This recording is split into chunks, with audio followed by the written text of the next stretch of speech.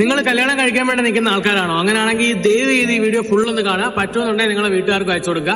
എനിക്ക് പറയാനുള്ളതെന്ന് പറഞ്ഞാൽ ആഡംബരമായിട്ട് കല്യാണം നടത്തുന്നതിനെ പറ്റിയിട്ടാണ്. ഞാനും എന്റെ ലൈഫിൽ ഒരുപാട് പേരെ കണ്ടിട്ടുണ്ട്. ഭയങ്കര ആഡംബരമായിട്ട് ഒരു 10-20,000 പേര് വന്നൊരു കല്യാണം നടത്തുന്ന രീതിയിൽ.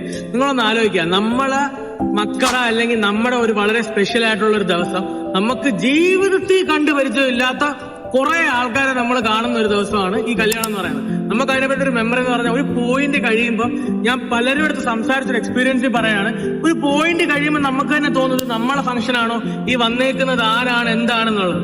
വളരെ സിമ്പിൾ ആയിട്ട് അമിതമായി പൈസ ചെലവാക്കാണ്. നമുക്ക് ആ പൈസ നമുക്ക് വേണമെങ്കിൽ പാവപ്പെട്ടവർക്കോ ചാരിറ്റിയോ അങ്ങനെ ഒരുപാട് കാര്യങ്ങൾ ചെയ്യാം. പക്ഷെ ഇതിപ്പോ നമ്മൾ കണ്ടുവരുന്ന ഒരു ട്രെൻഡ് എന്ന് പറഞ്ഞു കഴിഞ്ഞാൽ ഇത് ബാധ്യതകളിലേക്ക് പോവുകയാണ്.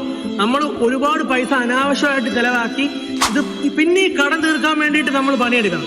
അതിനൊക്കെ നല്ലതെന്ന് പറഞ്ഞു കഴിഞ്ഞാൽ നമുക്ക് വളരെ അടുത്ത ആൾക്കാരുമായിട്ട് വളരെ ചെറിയ രീതിയിലൊരു കല്യാണം ആണെങ്കിൽ നമുക്ക് എന്നും അത് മെമ്മറബിൾ ആയിരിക്കും. നമ്മളെ കല്യാണ ദിവസത്തിനെ പറ്റി നമുക്ക് എന്നും ഒരു ഓർമ്മയുണ്ടാവും.